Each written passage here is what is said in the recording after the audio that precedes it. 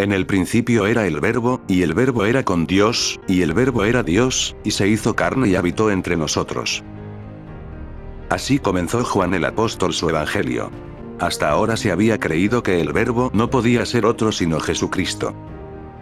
No. Las 14 primeras estrofas de su evangelio las escribió Juan, como una lección y como una afirmación metafísica, para preparar su mente a lo que iba a decir. Para que todo fuera de acuerdo con la verdad. El verbo significa lo que es, la palabra, pero expresado en los términos poéticos y grandilocuentes que tanto gustaban en aquella época. La palabra es el pensamiento hablado, y en ese sentido la empleó Juan, convocando a la verdad para que hablara por él en sus palabras. Se hizo carne fue el decreto que se manifestara, y habitó entre nosotros es la reafirmación de este decreto. Al mismo tiempo es una información para la posteridad. En el principio, Juan fue enseñado íntimamente por el propio maestro de la metafísica cristiana, y nos asombra lo bien que expresa el proceso la frase. Se hizo carne y habitó entre nosotros. Además de que de un solo golpe afirma la fe. La fe es la evidencia de las cosas que aún no se ven. La Biblia toda es un poema.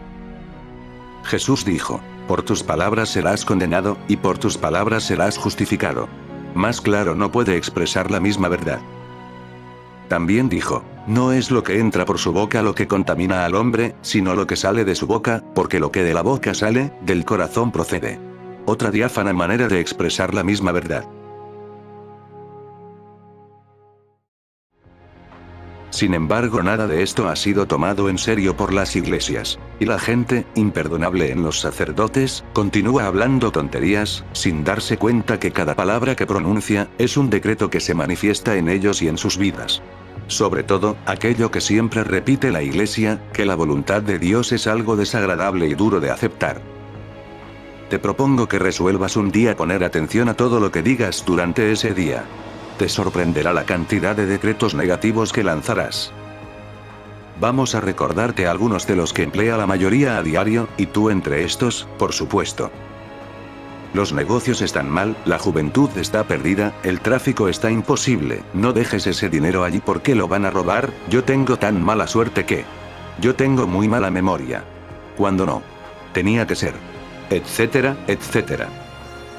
Una vez pronunciado el decreto, procede a manifestarse.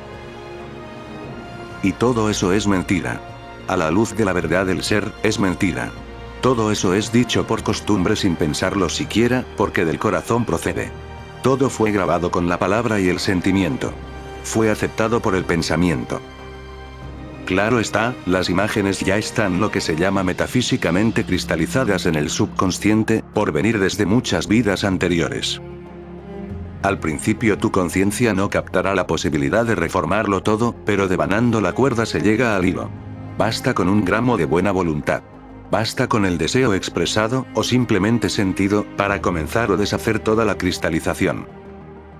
Basta con que cada vez que te encuentres expresando un pensamiento negativo, lo niegues, lo rechaces y digas que ya no aceptas más esos conceptos.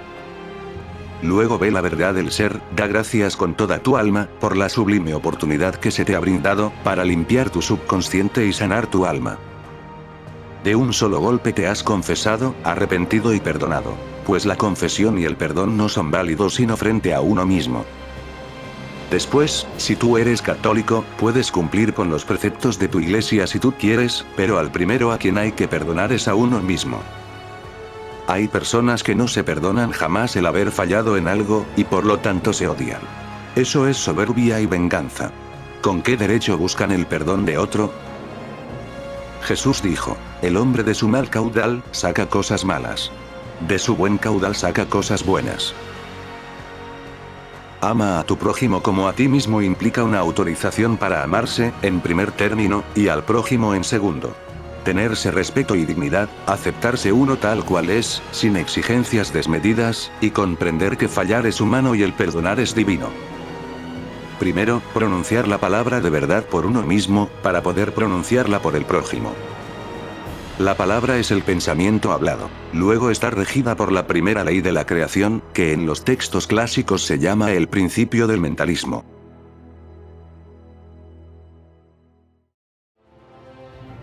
La vibración. El diccionario define la palabra vibración como un temblor rápido. La mayoría cree que solo del sonido procede la vibración. Todo vibra.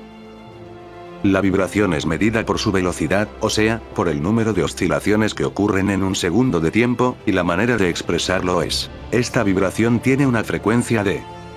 Es decir, esto vibra a tal frecuencia. Entre los colores, el blanco, que es la reunión de todos los colores vistos en la luz, es el que vibra a más alta frecuencia. El negro es también la reunión de todos los colores, pero vistos a la sombra, y tiene la frecuencia más baja de todas, o sea 0, en frecuencia, para nuestro entender. Los pensamientos emiten vibraciones que parten en todas direcciones, tal como las ondas que se forman en el agua, cuando a esta le cae una piedra, y además tiene color. Los pensamientos negativos son sombríos, y por lo tanto vibran a bajas frecuencias. La gente los llama pensamientos negros, con razón. Los pensamientos positivos son luminosos, y a medida que se acercan a la verdad, van siendo más y más luminosos, hasta que llegan a ser radiantes, cuando expresan la verdad absoluta que es Dios. Las altas frecuencias dominan a las bajas frecuencias. Los pensamientos de alta verdad disuelven los pensamientos sombríos, bajos, falsos, actuando como una carga de dinamita en una roca. Esto te hará ver lo que ocurre cuando tú opones el pensamiento y la palabra de la verdad a un cúmulo de cristalizaciones sombrías. Y por eso te dije que bastaba con el deseo sentido, para comenzar a deshacer las cristalizaciones acumuladas en el subconsciente. Las personas que tienen la videncia desarrollada, todos tenemos esa facultad, pero la mayoría no la ha desarrollado, conocen los pensamientos por su color, y como saben el resultado exterior de cada tipo de pensamiento pueden predecir el futuro. Ven claramente el producto inevitable de cada persona. Los pensamientos de amor y buena voluntad son color de rosa iridiscente. El de la pasión sexual es rojo encendido. El color de los pensamientos de vida es amarillo. El de la inteligencia es lo que llaman hoy chartreuse, muy luminoso. Los de misticismo son color violeta iridiscente y profundo. Cuando hay negatividad mezclada con estos colores, el tono se vuelve sucio. Por ejemplo, en la persona cuya inteligencia está aún sin desarrollar, o embrutecida, el color es de la mostaza. La pasión sexual, cuando no es comprendida y está guiada únicamente por el instinto animal, es marrón rojizo. Las vibraciones mentales forman un aura de forma ovoide alrededor del cuerpo, y en esa aura se ve toda la composición de colores que emanan del pensamiento individual. El subconsciente limpio, positivo, produce un aura luminosa, multicolor, como el oriente de la perla. Como las altas frecuencias dominan a las bajas, ningún pensamiento negativo que viene de afuera, puede penetrar en un aura y un ambiente positivo. Para que pudieran penetrar en la mente de un individuo, éste se tendría que poner a tono con ellos, o sea, que tendría que ponerse a pensar en forma negativa. La ley de atracción es inmutable. Ella ordena que todo atraiga a su igual.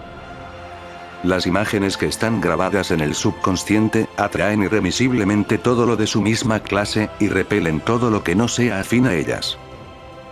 Por eso es que si el concepto del individuo es bueno, no se ve sino el bien. Como no puede atraer lo que no es igual a su concepto, no puede acercársele nada malo. Y a la inversa. El individuo que está lleno de conceptos cerrados, no le ocurren sino cosas malas, porque no le es posible atraer otra cosa. ¿No has notado que cuando te entregas a meditar o darle vueltas a tu cabeza a algún incidente, digamos una ofensa, cómo te va aumentando la indignación y el resentimiento? ¿Comprendes ahora que atraes todos los pensamientos iguales y que estos vienen a aumentar el volumen de los tuyos? El que ya conoce esta ley, no se permita jamás el lujo de entretener en su mente una sola idea desagradable. Al pensarla la rechaza, la compara con la verdad del ser, y piensa inmediatamente en algo bueno. Espero que ya te habrás dado cuenta de la necesidad de mantenerse risueño, viviendo en el clima celestial. Piensa lo bueno y se te dará.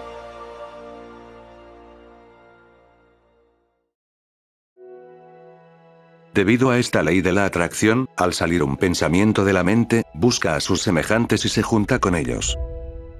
Hay en la atmósfera grandes masas como nubes de pensamientos. Si el concepto colectivo de una ciudad es pesimista, las nubes son gris oscuro. Planean sobre la ciudad, rodean a los habitantes, acuden a donde sean atraídas, mantienen a toda la población en su mismo concepto, y a esto se debe el carácter de las diferentes nacionalidades y razas. ¿No te ha ocurrido entrar en una casa y sentir el ambiente pesado o alegre golpearte al entrar? ¿Has notado el ambiente mortuorio o triste de un entierro?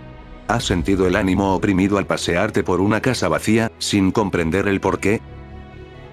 Las personas de mente positiva aligeran el ambiente, las masas negras huyen lejos para luego regresar cuando ya no está presente quien las perturbe. Si un metafísico entrenado entra en contacto con semejante ambiente, deja un beneficio duradero, porque su sola presencia destruye la oscuridad, de la misma forma como se disipa la noche cuando se enciende una luz. ¿Dónde se va la oscuridad cuando sale el sol? A ninguna parte, se convierte en luz. La persona que ya ha logrado transformar sus conceptos, que ya ha formado el hábito de consultar y conectar todo con el ser divino, tiene el poder de destruir las cristalizaciones ajenas, con solo pensar la verdad, frente a los males que ve ocurrir en otros. Esta es la explicación de las curas y milagros de Jesús.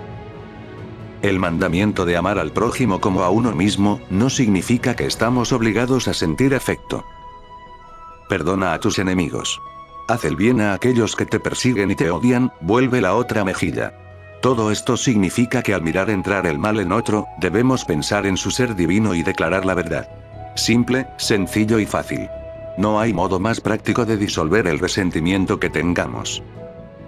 Muchas veces oímos exclamar, yo perdono pero no puedo olvidar. Si tú eres de estos, ensaya lo que te he dicho. No tienes necesidad de dirigirte a la persona que te ofende.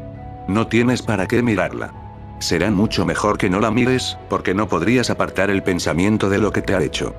Simplemente piensa en el ser divino tuyo, ya que es uno mismo en todos. Dirígete a este y al instante sabrás cuál es el tratamiento que debes dar, o sea, que te vendrá a la mente el aspecto de la verdad que debes invocar. Contra el odio y la inarmonía. El amor. Contra la enfermedad y la amenaza de muerte. La vida. Contra la estupidez, la inteligencia. Contra el desorden. El principio. Contra las barreras absurdas, las prohibiciones legales sin lógica, contra todo esto. Espíritu. Dios es espíritu. ¿Quién detiene, impide, prohíbe u opone barreras absurdas a Dios? ¿Qué cosa impide pasar al espíritu? Todo esto es la verdad. El pensamiento que se torna a la verdad, vibra a la más alta de las frecuencias y ninguna otra frecuencia menor la puede dominar. Solo hay un peligro, permitir que se mezcle la impaciencia o la ira con un pensamiento de la verdad. Todo trabajo espiritual tiene que ser hecho con calma. Mi maestro exigía aún más. Recomendaba que todo trabajo espiritual fuera hecho como quien pinta un cuadro sobre una tela de araña.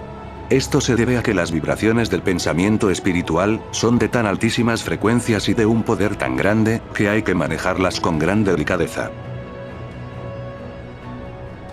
Les doy las gracias. Así es.